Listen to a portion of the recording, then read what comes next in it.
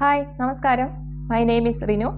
ഇന്ന് ഞാൻ വളരെ സീരിയസ് ആയിട്ടുള്ള എന്നാൽ ഭൂരിഭാഗം ആൾക്കാർക്കും ഉള്ള ഒരു മിസ്അണ്ടർസ്റ്റാൻഡിങ്ങിനെ പറ്റിയാണ് പറയുന്നത്. ഈ കഴിഞ്ഞ ദിവസം ഒരു വ്യക്തിയുമായിട്ട് സംസാരിച്ചുകൊണ്ടിരുന്നപ്പോൾ കൗൺസിലിംഗ് എന്ന ഒരു സബ്ജക്റ്റ് കയറി വന്നു. അപ്പോൾ ഈ വ്യക്തി എന്നോട് പറഞ്ഞു, കൗൺസിലിങ്ങിനൊക്കെ പോയി കഴിഞ്ഞാൽ നമ്മൾ മാനസിക നില തെറ്റിയ ഒരു ഭ്രാന്തുള്ളൊരു വ്യക്തിയാണെന്ന് മറ്റുള്ളവരൊക്കെ പറയില്ലേ, ഇതറിഞ്ഞു കഴിഞ്ഞാൽ. അതുകൊണ്ട് കൗൺസിലിങ്ങിനൊന്നും ഞാൻ പോവില്ല. ശരിക്കും അതൊരു വലിയ ഒരു മിസ്അണ്ടർസ്റ്റാൻഡിങ് ആണ്. കൗൺസിലിങ്ങിന് പോകുന്നത് മാനസിക നില തെറ്റിയവരാണ് എന്നുള്ള ഒരു മിസ്അണ്ടർസ്റ്റാൻഡിങ്. അത് തെറ്റായ ധാരണയാണ്. കൗൺസിലിംഗ് എന്ന് പറയുന്നത് നമ്മുടെ ജീവിതത്തിൽ നമുക്ക് എന്തെങ്കിലും ഇമോഷണലി ക്രൈസിസ് ഉണ്ടാകുമ്പോൾ അതിന് നമുക്ക് നമ്മളായിട്ട് മാനേജ് ചെയ്യാൻ പറ്റുന്നില്ലെങ്കിൽ അതിനുള്ള ഗൈഡൻസിനാണ് കൗൺസിലിംഗ് എന്ന് പറയുന്നത്. കൗൺസിലിംഗ് നമ്മുടെ ജീവിതത്തിൽ നമുക്ക് പലതരത്തിലുള്ള മാനസിക പ്രശ്നങ്ങൾ ഉണ്ടാവാം, അല്ലേ? അത് ദേഷ്യമാവാം, ഓവർ ഹാപ്പിനെസ് ആവാം, അല്ലെങ്കിൽ ഫിയർ ആവാം. ചിലപ്പോൾ ചില കാര്യങ്ങളിലൊക്കെ നമ്മളിങ്ങനെ സ്റ്റക്കായിട്ടിരിക്കും. നമുക്ക് എന്താ ചെയ്യണ്ടേ, മുമ്പോട്ട് എന്താണ് എന്ന് പോലും അറിയാത്ത അവസ്ഥയിൽ നമ്മളിരിക്കും. അപ്പോൾ ഇങ്ങനെയൊക്കെയുള്ള അവസ്ഥകളിൽ നമുക്ക് കൗൺസിലിംഗ് വളരെ ഹെൽപ്ഫുൾ ആയിരിക്കും. കൗൺസിലിംഗിൽ ചെയ്യുന്നത് അവിടെ മെഡിക്കേഷൻസ് കൊണ്ടുള്ള ട്രീറ്റ്മെൻറ്റ് ഒന്നുമല്ല. കൗൺസിലിംഗ് എന്ന് പറയുന്നത് അവിടെ നമ്മുടേതായ കാര്യങ്ങൾ ചോദിക്കുകയും പല കാര്യങ്ങൾ അനലൈസ് ചെയ്തിട്ട് അതിൽ പ്രോബ്ലംസ് ഐഡൻറ്റിഫൈ ചെയ്ത് ചില തെറാപ്പീസും മെൻ്റൽ എക്സസൈസസും കൊടുത്ത് നമുക്കതിനെ മാനേജ് എങ്ങനെ ചെയ്യാം എന്ന് പഠിപ്പിക്കുകയാണ്. അതാണ് കൗൺസിലിംഗ് എന്ന് പറയുന്നത്.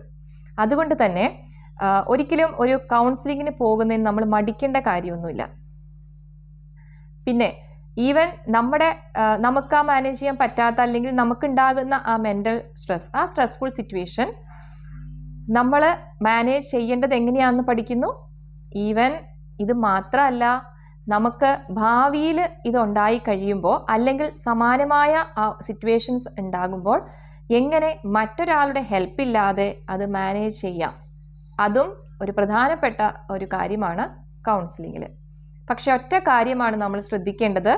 കൗൺസിലിങ്ങിന് പോകുമ്പോൾ ഒരു പ്രൊഫഷണൽ ആയിട്ടുള്ള കൗൺസിലേഴ്സിൻ്റെ അടുത്ത് തന്നെ പോവുക. അല്ലാതെ നമുക്ക് ചിലപ്പോൾ ചില ആൾക്കാരോട് നമ്മൾ ഓപ്പണായിട്ട് സംസാരിക്കുമ്പോൾ ഒരു ഫ്രീഡം തോന്നാം, അല്ലെങ്കിൽ നമുക്കൊരു ആശ്വാസം തോന്നാം. അത് കൗൺസിലിംഗ് അല്ല. കൗൺസിലിങ്ങിൻ്റെ ഒരു ഭാഗം മാത്രമാണ്. അവിടെ നമ്മൾ നമ്മുടെ ഇമോഷൻസ് വെന്റിലേറ്റ് ചെയ്യുന്നു, നമ്മുടെ പ്രശ്നങ്ങൾ നമ്മൾ പറയുമ്പോൾ ആ ഒരു ആശ്വാസം നമുക്ക് കിട്ടും. പക്ഷെ അതിനെ ഒരിക്കലും കൗൺസിലിംഗ് എന്ന് പറയാൻ പറ്റില്ല.